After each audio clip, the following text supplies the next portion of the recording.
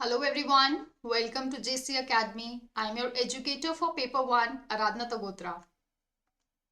In today's class, we are going to discuss a very important topic of teaching aptitude which is human memory and its types. बहुत सारे questions आपको previous year में देखने को मिले थे और आज की शिफ्ट में भी ह्यूमन मेमोरी से क्वेश्चन आया है. So in the upcoming shifts there is a possibility कि आपको इस टॉपिक से क्वेश्चन देखने को मिलेगा. Before proceeding to the class, JC Academy is offering you a complete foundation course with multiple validity options. The live batch for paper 2 is starting from 19th of January 2026. In case you have any doubt, you can call on this given number.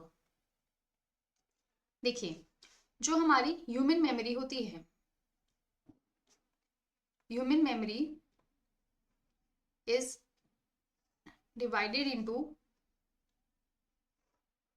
4 parts. कहीं आपको 3 parts मिलेंगे, कहीं आपको 4 parts मिलेंगे. The 4 parts are sensory memory,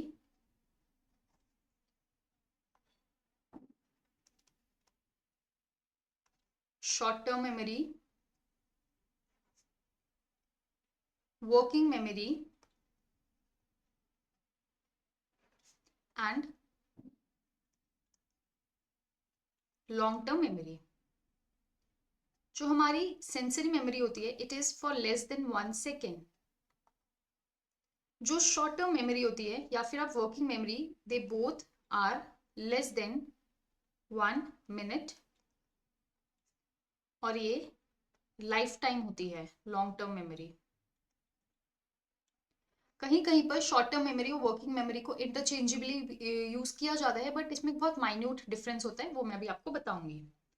if I talk about sensory memory, ठीक है, तो ये हमारे 4 पार्ट्स हैं: sensory, short term, working and long term.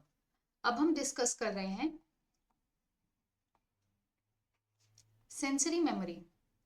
So sensory memory का मतलब where we use our senses. ठीक है, हमारे पास 5 सेंसेस होते हैं, तो जहां पे हम अपने सेंसेस का यूज करते हैं वो हम सेंसरी मेमोरी बोलते हैं. अब जो हमारी सेंसरी मेमोरी है वो होती है हैप्टिक. हैप्टिक का मतलब जो फील करके. Echoic, that is sound. Sound ही इको प्रोड्यूस करती है. Then we have iconic. Icons जो दिखते हैं हमें विजुअल. उसके बाद आता है हमारा olfactory. Olfactory is the order. And last we have is gustatory, that is taste. So 5 senses: haptic, echoic, iconic, olfactory and gustatory. ये हमारी सेंसरी मेमोरी के 5 पार्ट्स आते हैं. सेकेंड आता है हमारा short term memory. Short term memory होता है हमारा for immediate use. For immediate use जैसे एग्जाम्पल आ गया, remembering a phone number enough to dial. एक फोन नंबर आपने सिर्फ उस पल तक याद रखा जब तक आपको उसको डायल करना था, है ना. फटाफट फटाफट 1 2 3 4 5 6 7, तो फटाफट हम डायल करते हैं, देन हम भूल जाते हैं. That is a short term memory. If I talk about working memory, so it is brain's executive function to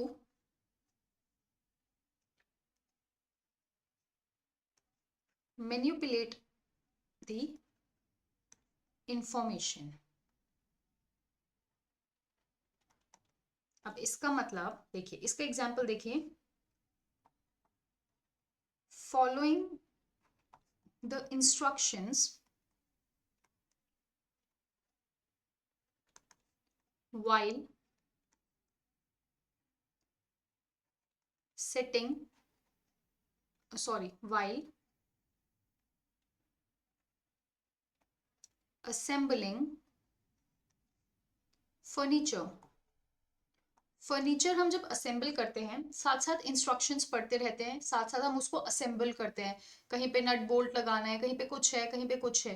so that is working memory, यानी आपका ब्रेन काम कर रहा है, याद भी कर रहा है और इंफॉर्मेशन को मैनिपुलेट भी कर रहा है। इसका एक और एग्जाम्पल आता है जब आप पैसेज रीड करते हैं, रीडिंग अ पैसेज। जब आप पैसेज रीड करते हैं तो आप कुछ लाइंस याद भी रखते हैं, ठीक है, ताकि जब वो आपको क्वेश्चन दिखता है तो आपको याद रहता है कि हाँ ये लाइन हमने इधर पढ़ी थी, फर्स्ट पैराग्राफ में थी या सेकेंड पैराग्राफ में थी। सो रीडिंग अ पैसेज, तो ये जो दोनों है ये हमारे वर्किंग मेमोरी का पार्ट है। तो short term memory, working memory दोनों इमीडिएट यूज के लिए, लेकिन वर्किंग मेमोरी में आप उसको मैनिपुलेट कर सकते हैं इंफॉर्मेशन को अपने काम के लिए। So this is the minute difference between the two. फिर आता है हमारा लास्ट, लॉन्ग टर्म मेमोरी। अब जो हमारी लॉन्ग टर्म मेमोरी होती है ये हमारी दो पार्ट्स में डिवाइड होती है। पहला होता है एक्सप्लिसिट या फिर डिक्लेरेटिव, सेकंड इज इम्प्लिसिट और नॉन डिक्लेरेटिव। एक्सप्लिसिट का मतलब क्या होता है?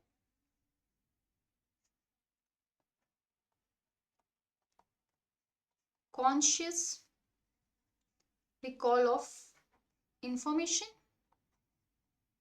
कॉन्शियसली हम रिकॉल करते हैं इंफॉर्मेशन को। इम्प्लिसिट होता है हमारा अनकॉन्शियस रिकॉल ऑफ इंफॉर्मेशन। अब जो हमारी एक्सप्लिसिट या फिर डिक्लेरेटिव मेमोरी होती है ये फर्दर आगे दो पार्ट्स में डिवाइड होती है, which is episodic and semantic. Episodic हो गया हमारा which is related to, it is context related, context related और पर्सनल एक्सपीरियंसेस। तो ये हमारी कौन सी आती है? Episodic memory. सीमेंटिक की बात की जाए so it is brains encyclopedia, यानी जहां पर हमारी फैक्चुअल इंफॉर्मेशन, हमारे करंट अफेयर्स, हमारा जनरल नॉलेज जीके, ठीक है, ये सब कुछ हमारा सीमेंटिक मेमोरी में स्टोर होता है। अगर मैं बात करती हूँ इम्प्लिसिट मेमोरी की या फिर non declarative which is unconscious recall of the information,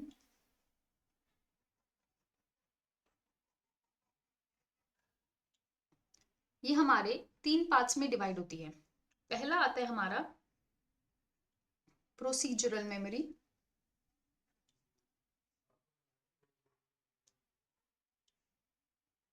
second आता है हमारा classical conditioning,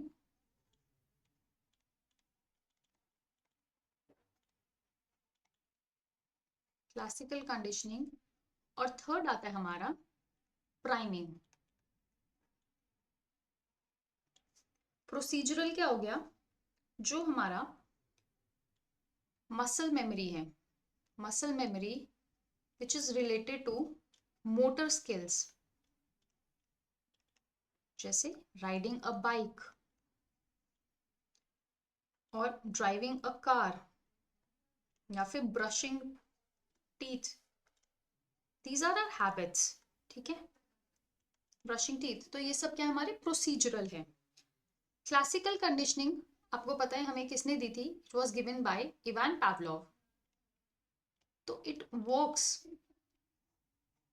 on the concept of stimulus response, it works on the concept of stimulus response, मतलब आपको जैसे किसी चीज का डर है, you have phobia of something और यू हैव एंजाइटी, किसी चीज से आपको डर लगता है, आपको किसी चीज का फोबिया है, तो वो क्या क्लासिकल कंडीशनिंग, क्यों स्टिमुलस मिल रहा है, जैसे ही वो स्टिमुलस मिलता है आपका रिस्पॉन्स क्या है, फोबिया, आपको डर लगना शुरू हो जाता है, दैट इज क्लासिकल कंडीशनिंग।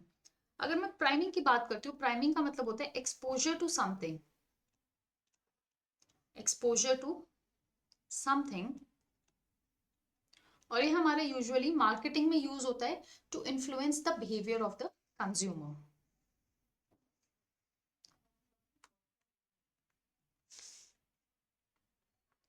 इसके बाद एक हमारा टॉपिक है, ये आपसे सितंबर 2024 में पूछा गया था, मेमोरी डिसऑर्डर्स से रिलेटेड। एक ही क्वेश्चन दिखा था, मेमोरी डिसऑर्डर। ऐसे तो बहुत सारे हमारे पास डिसऑर्डर्स होते हैं, लेकिन जो हमारे एग्जाम में आया था, मैं वही दो टर्म्स आपको समझाऊंगी। दोस टू टर्म्स वर, पहला था हमारा एमनीशिया और सेकंड था हमारा रिप्रेशन। एमनीशिया का मतलब क्या होता है, loss of memory caused by brain injury और ट्रॉमा। इसमें एग्जाम्पल गजनी वाला, गजनी का, ठीक है, वो एग्जाम्पल है। क्यों? क्योंकि उसको ब्रेन में इंजरी हुई थी। तो ये हमारा जो एमनीशिया होता है ये लॉन्ग टर्म भी हो सकता है, it can be long term और it can be short term as well. वहीं अगर मैं बात करती हूँ रिप्रेशन की, रिप्रेशन का मतलब क्या होता है, unconscious blocking of unpleasant emotions और मेमोरीज फ्रॉम योर माइंड। कुछ ऐसा इवेंट, कुछ ऐसा इंसिडेंट, ठीक है, जो आप भुलाना चाहते हैं, तो आप अनकॉन्शियसली उसको रिप्रेस कर रहे हैं। रिप्रेशन का मतलब उसको रिप्रेस करना, उसको दबा देना, उसको भूल जाना, दैट इज रिप्रेशन। लेकिन एमनीशिया क्या होता है कि जब आपको कोई चोट लगी है या आपको कुछ ऐसा ट्रॉमा हुआ है जो आपको दिमाग पे बहुत ज्यादा उसका असर हुआ है, दैट इज एमनीशिया, कि जहाँ पे आपकी लॉस ऑफ मेमोरी हो जाती है। तो ये हमारे दो मेमोरी के डिसऑर्डर्स हैं जो एग्जाम में पूछे गए थे। Episodic memory, specific events. Semantic, it is general knowledge and facts. Procedural, recall of the skills and tasks. Short term memory, जो शॉर्ट टर्म के लिए हम यूज करते हैं। सेंसरी, जहाँ पे हम सेंसेस का यूज कर रहे हैं। प्रोस्पेक्टिव, जहाँ पे टू परफॉर्म इंटेंडेड एक्शंस, जैसे हम कैलेंडर, हमें पता है कल हमें क्या करना है, या परसों हमने किसी की पार्टी अटेंड करनी है, हमने कोई मीटिंग अटेंड करनी है, हमने कहीं ट्रिप पे जाना है। Implicit memory is the unconscious recall and explicit memory is the conscious recall. अब देखिए कुछ questions. Priya knows she did something embarrassing at her friend's birthday party many years ago. बहुत साल पहले उसने कुछ embarrassing किया था, but she cannot remember, उसको याद नहीं है. So this is an example of repression, amnesia, implicit और interference. So this is an example of repression. क्यों? क्योंकि amnesia मैंने आपको बताया था कि brain injury होती है। तो हमारा ऑप्शन नंबर ए यहाँ पे करेक्ट हो जाएगा। Anna sits at her kitchen table and is able to think about what she needs to buy from the grocery store. वो याद करने की कोशिश कर रही है। So, is she recognizing, reciting, recall और memorize? तो वो क्या कर रही है, वो रिकॉल करने की कोशिश कर रही है कि उसको ग्रोसरी स्टोर जाकर क्या क्या लाना है, दैट इज रिकॉलिंग। अब statement one statement two question है।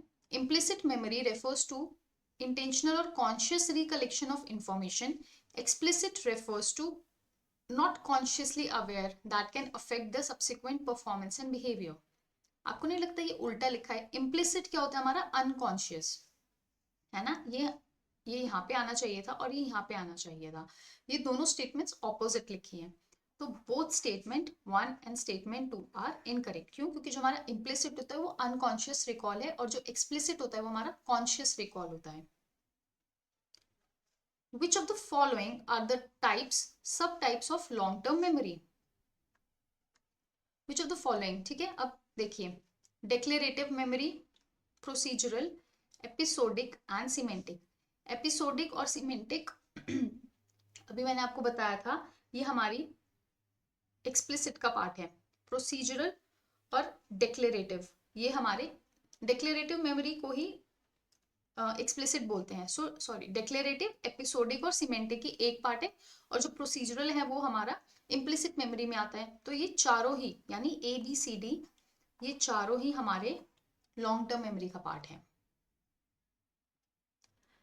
Now, the memory for general knowledge and facts about the world, as well as memory for the rules of logic that are used to deduce other facts. General knowledge मैंने आपको बताया था, जहां पे brain का encyclopedia, that is semantic memory. Now, which of the following are the types of implicit memory? Semantic, procedural, priming, episodic and classical conditioning. Implicit में क्या क्या आता है हमारा? Procedural आता है, प्राइमिंग आता है और क्लासिकल कंडीशनिंग आता है। सिमेंटिक और एपिसोडिक हमारे एक्सप्लिसिट मेमोरी है। तो option number C, which is BCE, ये हमारा करेक्ट ऑप्शन हो जाएगा। The brain system that provides temporary holding and processing of information to accomplish complex cognitive tasks such as language comprehension, learning and reasoning the information that you are focusing on a given moment। देखिए, अब यहाँ पे working भी दिया है और यहाँ पे शॉर्ट टर्म मेमोरी भी दिया है। बट जब आपको पता लग गया, जब बात हो रही है लैंग्वेज कॉम्प्रीहेंशन की, जो मैंने आपको बताया था, जैसे आप पैसेज रीड कर रहे हैं, आप साथ साथ मैनिपुलेट कर रहे हैं इन्फॉर्मेशन को, तो हमारा option number B, which is working memory, ये हमारा करेक्ट ऑप्शन हो जाएगा। तो एक छोटी सी क्लास थी, ठीक है, मैंने आपको ह्यूमन मेमोरी और उसके टाइप्स बताए हैं, कुछ क्वेश्चन सॉल्व करवाया है, और मेमोरी डिसऑर्डर पे एक ही बार क्वेश्चन आया है। So I have explain what is amnesia and what is repression. And आज के लिए बस इतना ही, that is all. And these are the social media handles of JC Academy। अगर आपने अभी तक कनेक्ट नहीं किया है तो आप जरूर कर लीजिए। आई होप आपको क्लास पसंद आई होगी। Thank you so very much. See you soon. Bye, take care and happy learning.